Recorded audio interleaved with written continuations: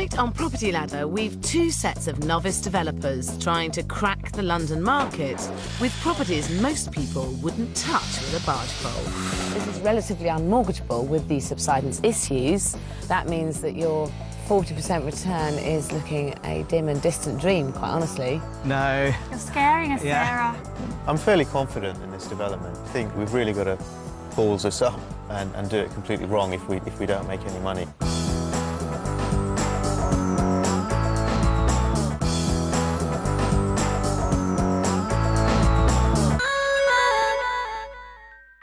The London property market is now so ludicrously expensive that many would-be developers feel that taking on low-cost, high-risk developments is the solution.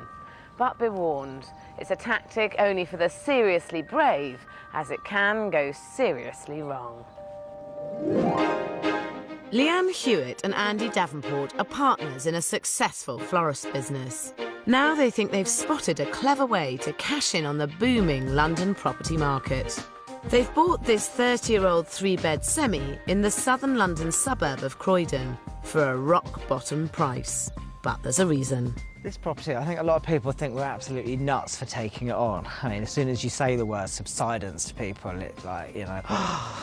But I've got a real hunch that this is still a really good buy. With both the back terrace and the garage literally sliding off the property, I've got a hunch this could be a real nightmare.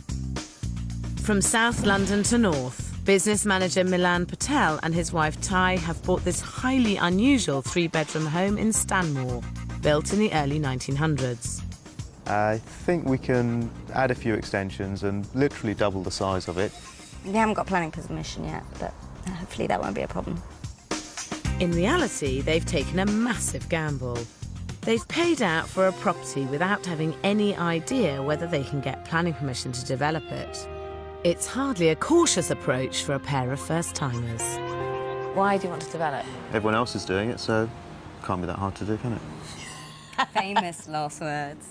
And Milan had actually just gutted our bathrooms and tiled the floors himself, so he now thinks he is a property developer.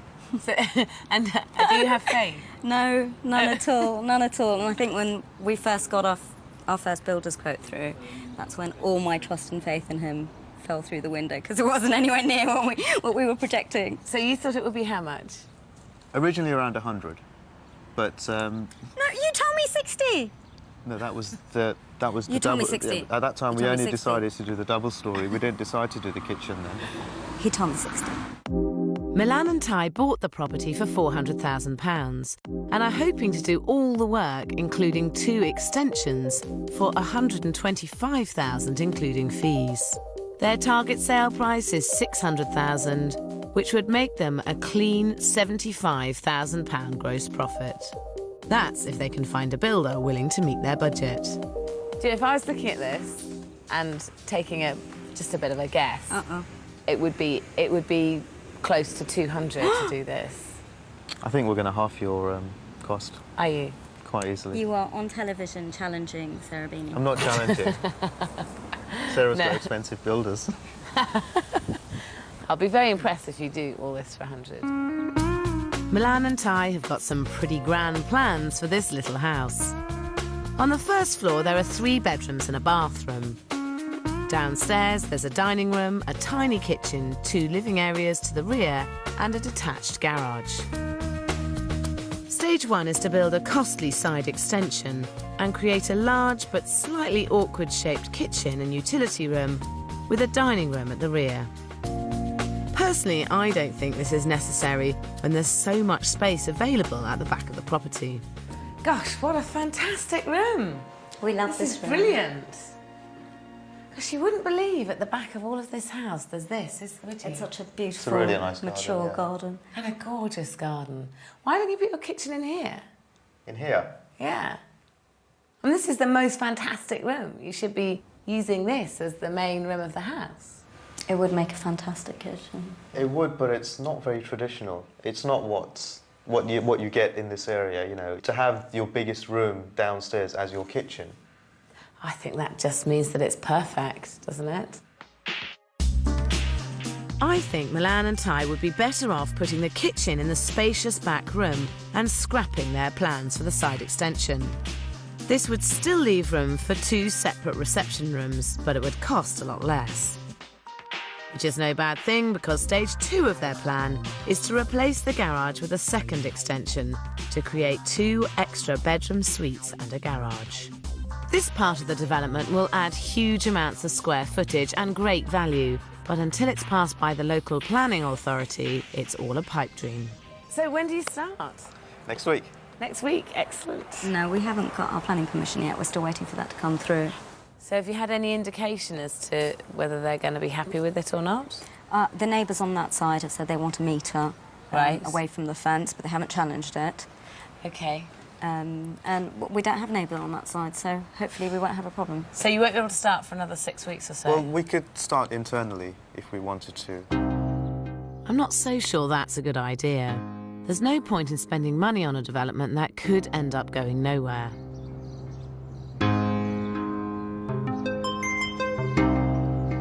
Just a week later, the local council object to their 2-storey extension, citing its proximity to the nearby trees.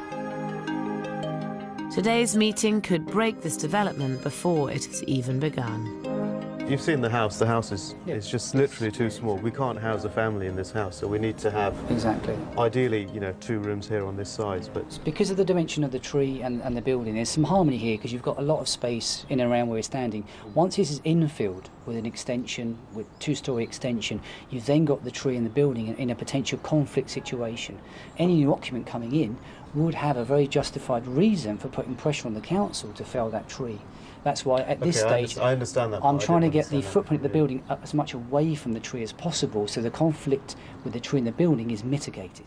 Milan and Ty's 2-storey extension has to be moved back at least 2 metres. They're forced to withdraw their planning application and submit an entirely new one.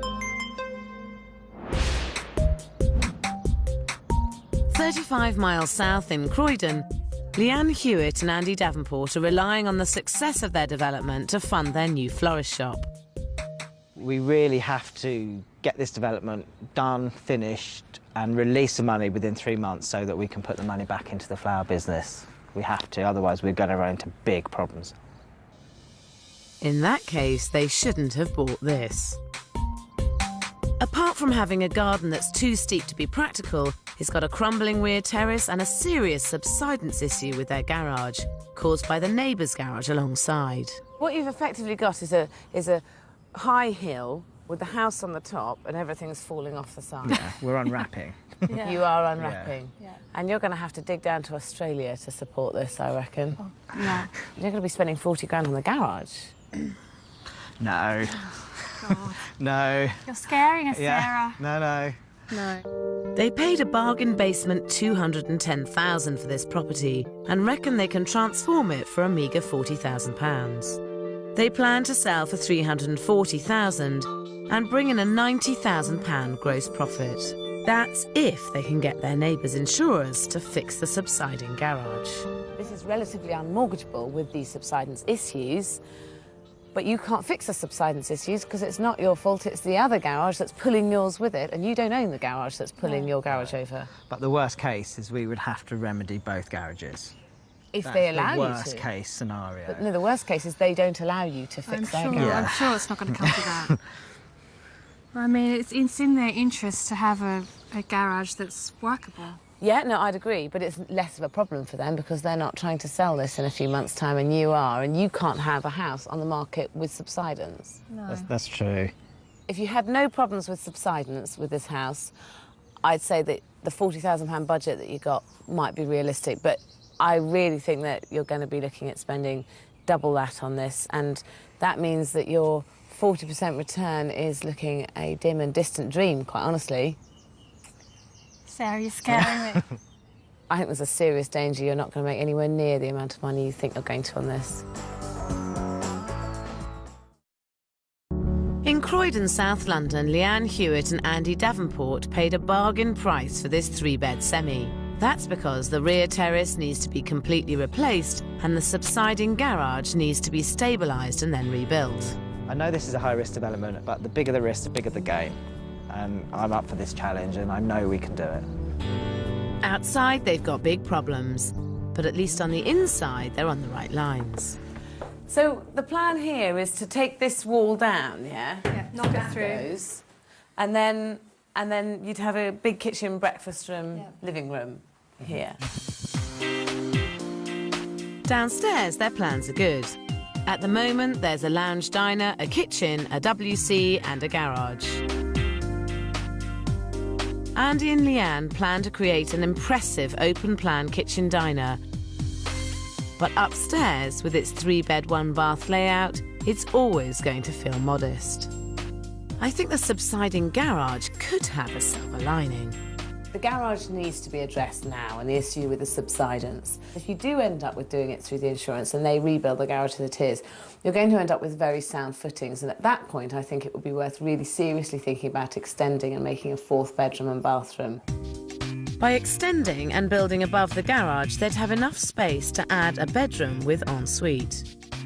They'd end up with an upstairs layout that's far bigger and far more valuable. And then you've got 4 bedrooms and 2 bathrooms, and then all of a sudden you move into another price bracket.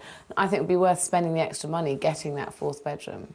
Just horrified to think where I'm going to find the money. I mean, I don't think the extension stacks up if you're doing the whole thing on your figures. I just think if you're digging the foundations anyway, building it up to 1st floor level, you might as well keep going. It's relatively speaking not that much more money. You've just made it such a bigger job. Leanne's going quiet now at the thought of the budget. Well, it all depends on the insurance. This only works if next door's insurance coughs up for the rebuilding. Fingers crossed. Yeah.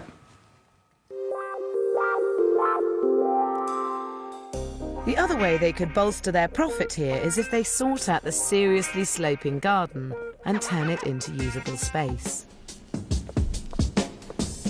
I'm just wondering why you don't deck right out on stilts the whole garden, because you don't really need the grass. It's on a slope, it's never going to be in great condition.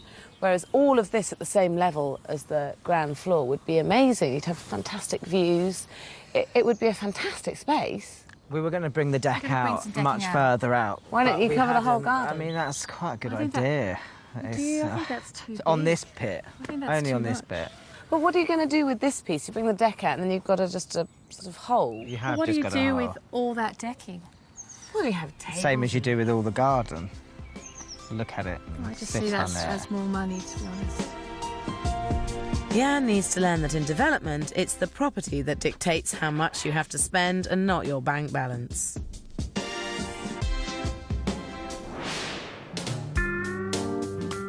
"30 miles away in Stanmore, North London, Milan Patel and his wife Ty are convinced they can turn this 3-bed property into a huge family home, even though they're now 4 months in and they still haven't got planning. I'm fairly confident in this development. You know, we're putting a lot of money into this, and I think we've really got to balls this up and do it completely wrong if we don't make any money. They've had to submit new plans to move their 2-storey extension 2 metres back from the trees. And now they're going online to see how it's been received by the neighbours. Objections. Oh no, so many objections. That's the lady who's voiced her concerns. Here we go. What's she saying? She's concerned about the size of the property. She's concerned about the trees. She's concerned about the impact of the sun being blocked from their front window. Wow, she's really concerned. Oh, for heaven's sake. You should When's go it all going to stop? get a When life. is it all going to be over? All the objections mean their planning application has to go to committee.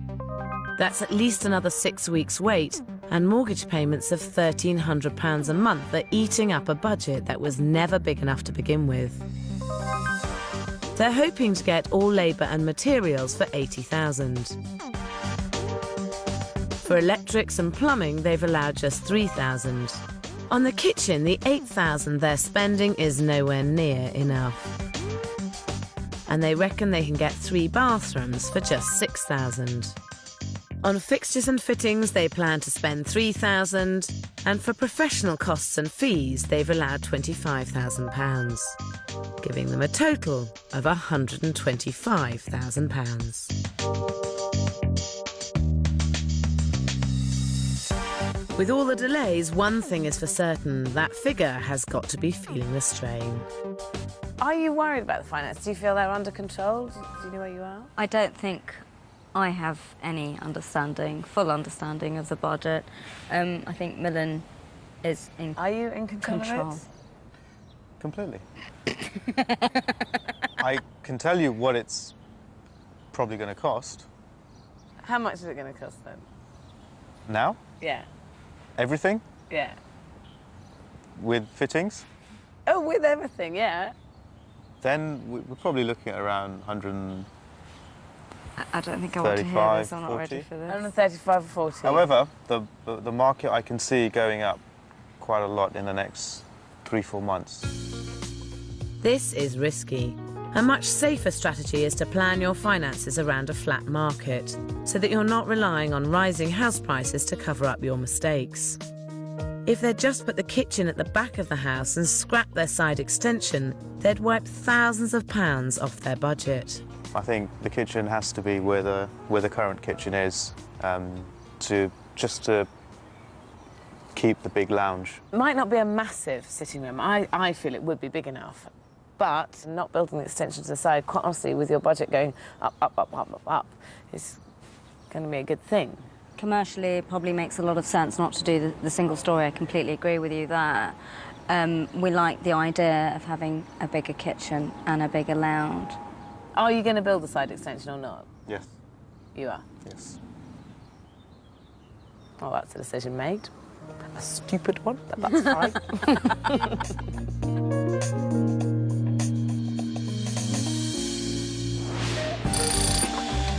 In Croydon, it's week 1 of Andy and Leanne's 3-month development.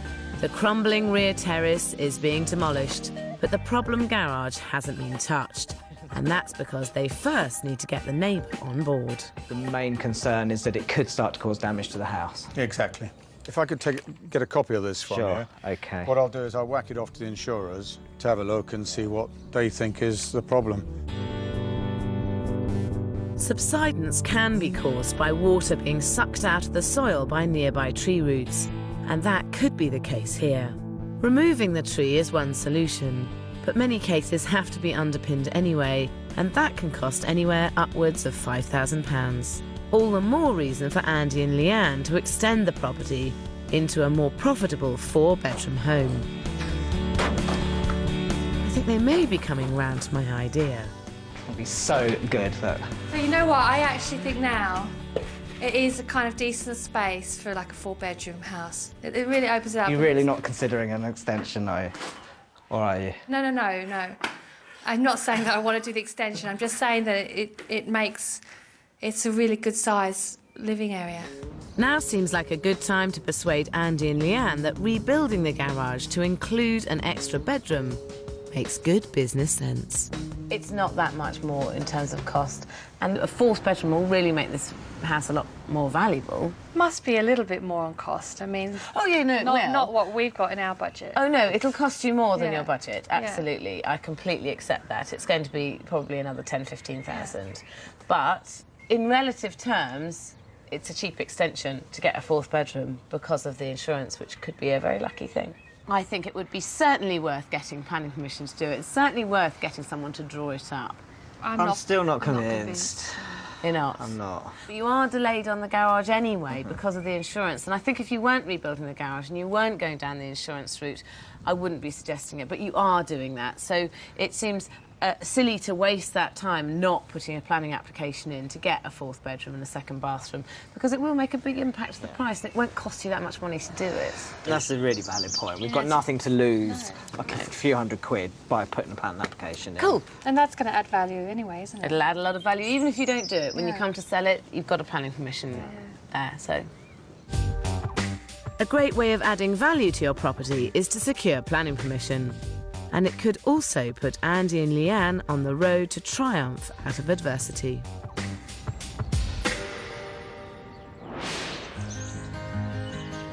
In Stanmore, planning delays have held Milan and Ty's two-storey extension up for 6 long months. Their development should be nearly finished, but it hasn't even started. Today, it's crunch time, as a decision is being made by the council on their new planning application. If we don't get planning today, I think I'm ready to just walk away from everything, just sell the house.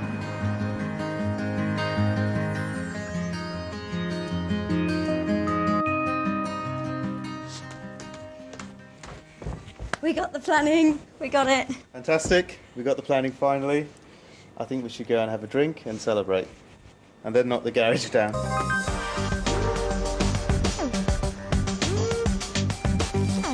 It's such a relief to finally see this development up and running. The new garage is about to be built, and Milan and Ty are getting stuck in on site.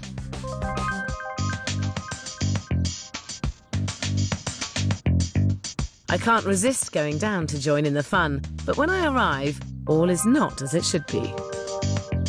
I don't understand what's this. I thought this was going to be a garage. It's now got a wall 4 foot into it. It was meant to be a garage, and then when we actually started the build, our builder wasn't aware that we were not going to do this and we're going to have one big garage here. So basically, there was a bit of a communication breakdown, really. Yes.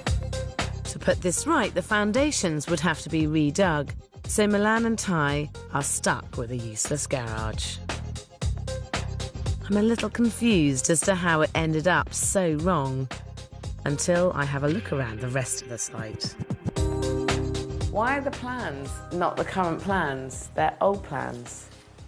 That is true. Not much has changed. It's only that wall has changed. That's effectively And it. this wall, this wall, this wall, and the utility room. I'm very angry that you've spotted that and you haven't. They are such subtle differences. Because Michael was working off this plan, that's why we got stuck. Okay, It's because would we're- you like to do project management? No. Then I suggest you let me carry on as I am. Okay, but change plans. I'll get the plans up there. The 7 months of planning chaos should have been the perfect opportunity for Milan and Ty to ensure that they were totally in control of all aspects of this development. Over the other side of London, Andy and Leanne are 4 weeks into their 12-week schedule. They're making great progress inside, but outside it's a different story. There's still no news on the garage and still no agreement on how to solve the hugely impractical garden. I'm not sure about Sarah's decking idea, to be honest. No, you see, I quite like that. I'm warming to that because I always knew we would have an area at the end of the garden which was unusable. Yeah, And it it's just like, seems whilst too we're big. out here, let's just carry on. It just seems too big. I don't know, but we have to argue that one out. I can't see why there's an argument. The owners of this house in Pangbourne in Berkshire had the vision to build an enormous decked area and turn a tricky steep plot into a large usable space. Decking can be a lot more than a few wooden planks stuck out of the back of the house, and you should expect to pay £5,000 upwards for a raised deck structure. The zoning of different areas effectively creates a number of outside rooms that adds serious value to the property. It's this sense of scale and ambition that Andy and Leanne need to embrace. And you're right. I probably wouldn't buy it because of the garden. So So is that agreed? You're going to do the decking? I think so. Yeah, I think so. I think you've made some really, obviously, valid points. Well, that sorts out one of this property's big problems. The other one is still sliding down the hill.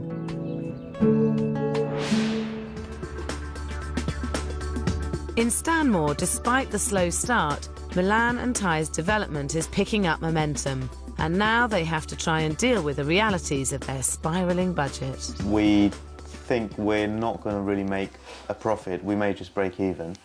To get a higher return, I think we need to spend a lot more money. It's as simple as that. We've got to give a good high-end finish And the only way to do that is to spend, spend, spend. Spending money when you're confident of a return is no bad thing. Spending your way out of trouble, now that's altogether a more risky strategy. In Stanmore, North London, Milan and Ty are 3 months over schedule, but at least the structural work on their 2-storey extension is well in hand. Now they're turning their attention to the high-end finish that they reckon will make them a considerable profit. We found this new fantastic work surface that we're really excited about. It's like a composite stone. It's going to create that wow factor. Yeah. You have no join lines in there. It looks amazing. Yeah, it's all smooth and moulded, and we're thinking about using it as a little bit of a theme and perhaps, you know, using it elsewhere in the house. Corian, or composite, is a desirable material, but at £310 per linear metre, it isn't cheap. So this is the kitchen that you're going for. This is the kitchen we're going for, and this is the composite surface, Right. work surface that we've opted for as well.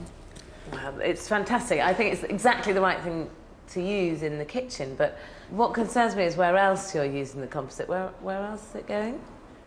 It's going to go in the bathrooms as well. The utility room. And the utility room. And that's it? Anywhere else? And the dining room. Okay, so you're in the kitchen, bathrooms, utility room and the dining room. Are you lining the house with composite? Is that the plan? We like it. Clearly. A top-end development would be unlikely to spend more than £10,000 on work surfaces. With the cost of composite coming in at £15,000, Milan and Ty are overstepping the mark. So where is your budget at now? I mean, this is kind of what slightly concerns me. We're not far off what you said originally, I think. It's probably going to be about 175, 180. It's creeping up, isn't it? I think what's happened is that because we've just spent £70,000 on our builder, the hundreds seem less kind of tangible at the moment. There is a danger when you get to a point with a big budget where you do feel, well, it's 10 grand here, 10 grand there, so what's a few £100s? But a few £100 a few times Becomes thousands. Becomes thousands, Absolutely. and before you know it, you'll be at £200,000 and thinking, how did that happen?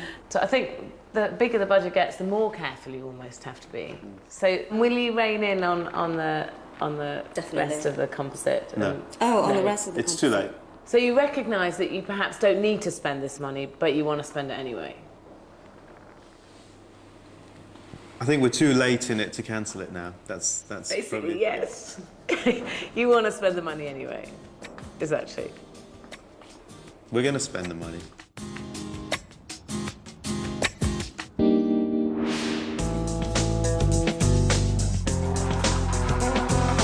Over in Croydon, Andy and Leanne are 9 weeks into their 12-week development. They're transforming the steep rear garden by building a new decked area, but they've received some bad news regarding the garage. The neighbours' insurers are not going to pay up to rebuild it. I'm feeling quite depressed about it now, really. I mean, it's not all doom and gloom, but it sort of knocked all the wind out of sails a bit today. No, but it just seems It's now more like hassle more hassle. that we really could do without. But, you know, we've got to stay positive, not going to give up. There comes a point in most developments when you have to be pragmatic. The house is due back on the market in just 3 weeks, and to make anything close to the 90,000 they were hoping for, they have to deal with the subsiding garage now. I just look at this and I kind of think you've got a house that's nearly finished. It's ready for sale, pretty much. If I was you, I'd just demolish your garage, the first garage, so it's not attached to the house, it's not pulling anything over, and leave yours space as a parking space next to your house with wooden gates at the back, and I would sell the house like that because you are nearly finished. You can get a shot of this and get on with the next one. Demolishing the garage would eliminate all the problems and therefore make the house much more marketable. But Andy and Leanne have a very different idea. We would actually like to knock both garages down and try and get planning permission to put a house on there. Have you spoken to next door about buying the garage? Not as yet, but That's on the cards today, hopefully. we kind of thought we would not try and buy it, but cut him in on the deal. At the beginning of this development, I think there was a lot of point in exploring different routes with regard to the garage to the side, but the house is nearly finished. There has to be a point where you cut your losses and just say, let's get on with the next development. If there is potential to build a two-bedroom house, then we could make amazing profit from this development. And that could be our next project, so why wouldn't we investigate it? I would be very, very cautious about getting involved in a very lengthy, long process of trying to get planning in a very restricted area on a house that's going to be complicated to build, because you could be in sort of no man's land for a very long time with this. If Andy and Leanne are getting more ambitious by the day, in Stanmore, Milan and Ty have gone completely mad. They're installing every kind of whimsical gadget and gizmo with scant regard for their profit. We're putting in a lot of high-end, high-tech, modern, funky things that we do like. Air conditioning, cabling throughout the house, so the internet can be accessed in every room, TV, music. Cameras, we've put security cameras in. This is definitely the house that the two of us would aspire to live in. Spending on expensive gimmicks that won't see a return is hardly sensible, and at over £1,000, their latest indulgence really takes the biscuit. A fish tank is really nice because it just overlooks the island, which is a nice focal point. It's a good area where people can talk. You like a fish, don't you? If ever there was a case of over-personalising a development with total disregard for the bottom line, this is it. At what stage in this development did you think, I know what we need, and that is a wall aquarium? Every kitchen needs it. OK, this isn't your kitchen. I think you should put it in your kitchen, in your home. We have no room. In this development, I think you should take the tropical fish tank out and not have it in. It took 6 of us to put it up there. Is it heavy, this, then? Extremely heavy. I made sure it was a brick wall rather than a stud wall. So you had a brick wall built especially for the fish tank. It was going to be a stud wall, and then you changed it to a brick wall to hold the fish tank. Yeah. I think It's you a should... really nice feature, and I think you it should really take it down. gives us some serenity in our kitchen. OK, so it's staying, is it? You're not going to take it down? I think it's a new trend, fish tanks in kitchens. Milan and Ty's idea of a new trend is fishy, to say the least.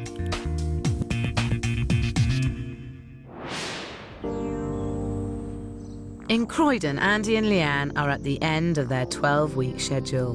The garage remains untouched, but the rest of the property is finished. So I'm back to see how the development stands.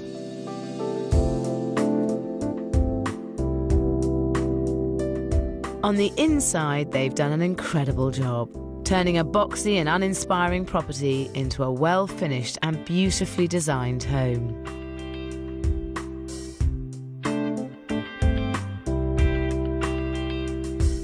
The open-plan kitchen diner is a real achievement. The sleek worktop, the walnut cupboards and solid oak flooring are the height of kitchen diner design. It's such a surprise, this, isn't it? From the outside of the house, you would never expect to have this amazing space inside. It's like a TARDIS. It's turned out really well. Really pleased. We're really happy with it. They'll have to come up with something pretty special to top the kitchen.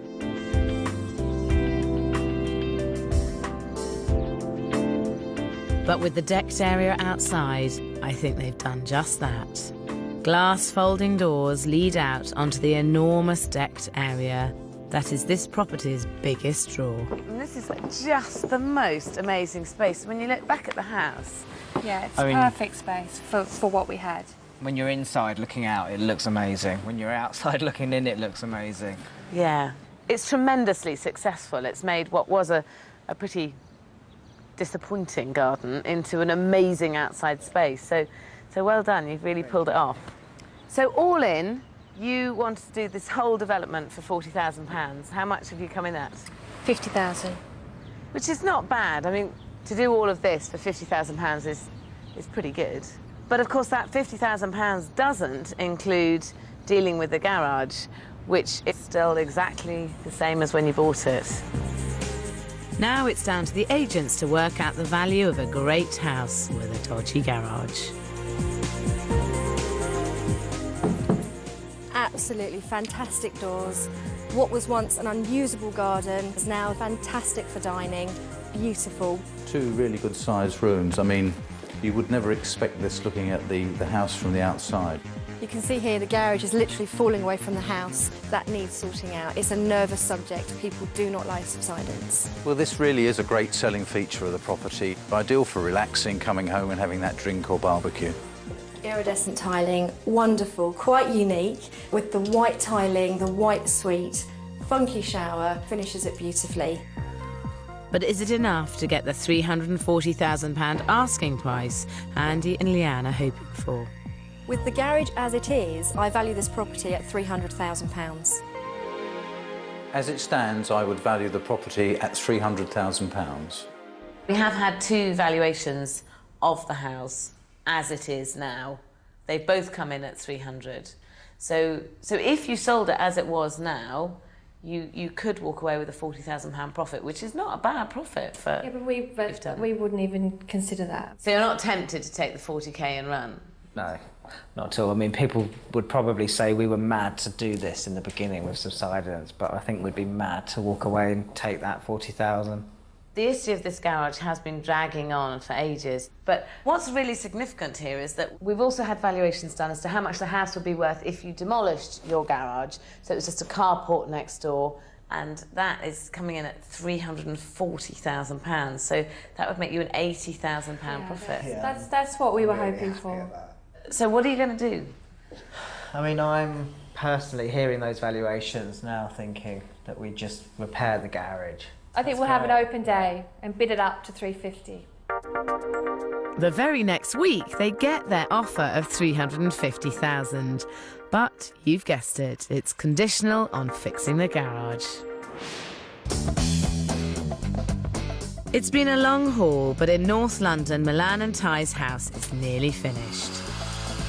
They're about to deal with the fallout of 12 months of stressful developing.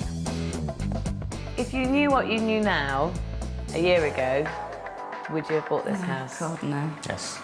I probably wouldn't want Ty involved in the next development.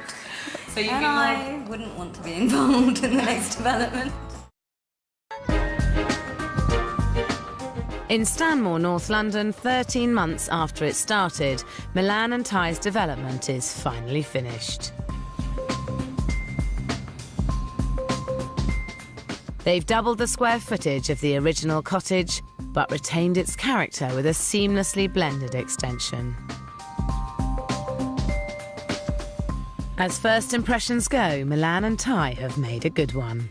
Well, it's an amazing achievement, I've got to say. The house looks great, but by hell it took you through the ringers, didn't it? Did you have any idea planning would be just as bad as it was? We had absolutely no idea. We were so confident we wouldn't have any problems. I thought we'd have to go through one appeal or something, but not 7 months. So it was an unexpected, massive delay and a load of hassle. And a load of money. And costly as well. The only thing that's a little peculiar is even after 7 months, the plans were not completely thought through enough, and you ended up with a stumpy garage, as I've decided I shall call it. It's a very friendly green garage. You can't fit a big gas guzzler in there, can you? So, you know, you can put a bike in there. That's ridiculous. Come on, we messed up. Ty, it's what was on the plan. You're still trying to defend it. House. It's ridiculous. It's as per the plan. It's ridiculous. End of conversation. The garage might be a bit disappointing, but hopefully the rest of the house isn't. The new entrance hall is impressive, and there's a generous-sized, luxurious study library. It's the controversial rear reception I still have an issue with, though. Its clean contemporary styling does nothing to offend, but I've always believed this space could have been put to far better use. Oh, no. You're not going to say it should still be the kitchen. I'm afraid I am. I still think this would make the most amazing kitchen. I think you're wrong, Sarah. Don't like to say that, but... Yes, you do. When you see the kitchen, I think you will agree that that was the right decision to do by making this the lounge. Okay. The kitchen is undeniably extravagant. The seamless composite worktops make a striking contrast with the solid wood units, whilst highly glazed floor tiles bounce light around this vast space. Every last detail is the latest in modern design, though perhaps the outlandish fish tank is one step too far. I mean, this is certainly spectacular, and there's no way that anyone's going to walk in and not be amazingly impressed with it. But I'd still come back to the fact that as a development, it perhaps wasn't the best business plan. I think you could have achieved a great kitchen breakfast room and a couple of reception rooms without doing the side extension. I would completely agree with you. In retrospect, we didn't need to do the single story. But then we wouldn't have had this kitchen. The rest of the house is a similar combination of impressively chic styling and rather unnecessary overindulgence. The stone composite is everywhere, right from the bathroom through to the utility room. The question is, how much of a bashing did their original budget take? There's no way this cost £125,000, this development. Slightly over. Go on, what is it then? Final cost is 203,000. Gosh, that's a lot of money, isn't it? Hell of a lot of money. You did have a good spending spree, didn't you?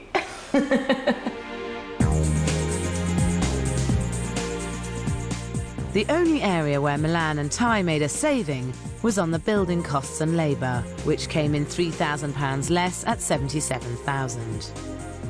Installing all of the state-of-the-art gadgets meant electrics and plumbing rose from £3,000 to £27,000. The £8,000 they'd allocated for the kitchen rose to £23,000, and the cost of the bathrooms more than doubled, coming in at £13,000.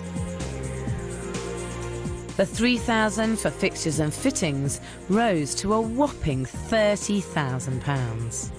And 7 months of planning delays saw professional costs and fees rise from £25,000 to £33,000, meaning the original £125,000 budget shot up to £203,000. Now, you bought the house for £400,000, so with the £203,000 that you've spent, you're all in at £603,000, which, bearing in mind you were hoping to sell at £600, would constitute a £3,000 loss.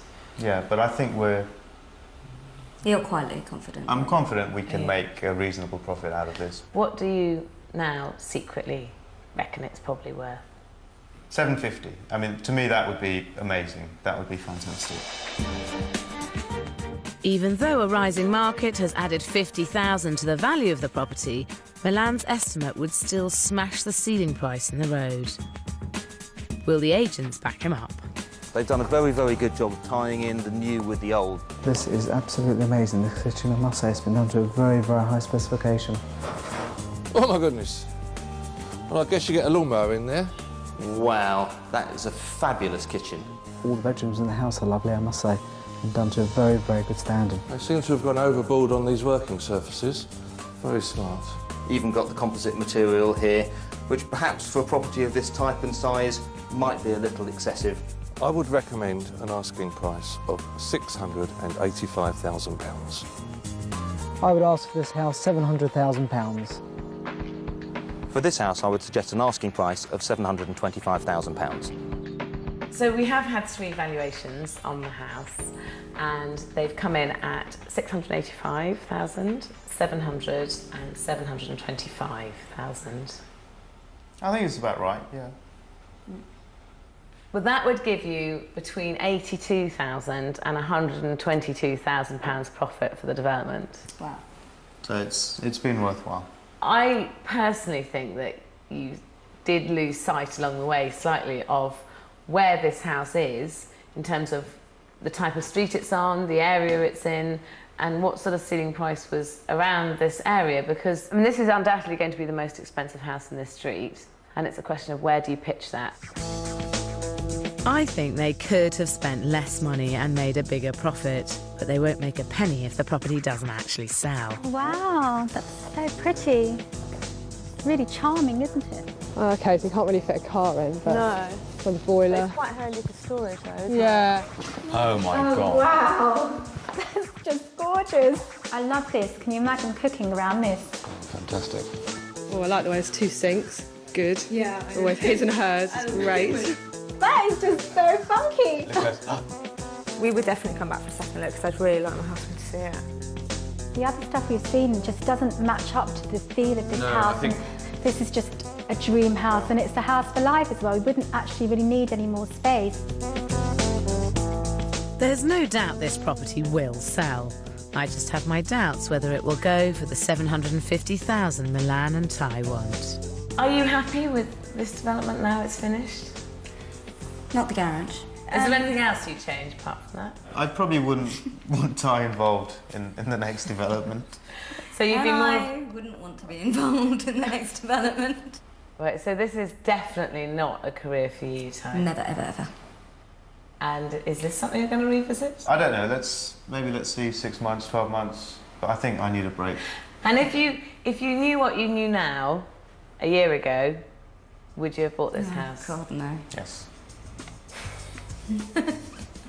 That's clear.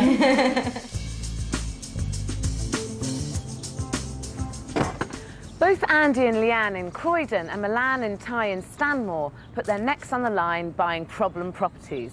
If you're going to try and break into a market as difficult as London, you are going to have to take some risks. But my advice to you would be make sure they're calculated ones.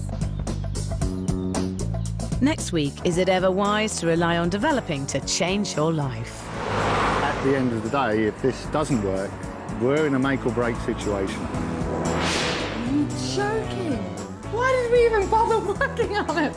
I could have had an easy life.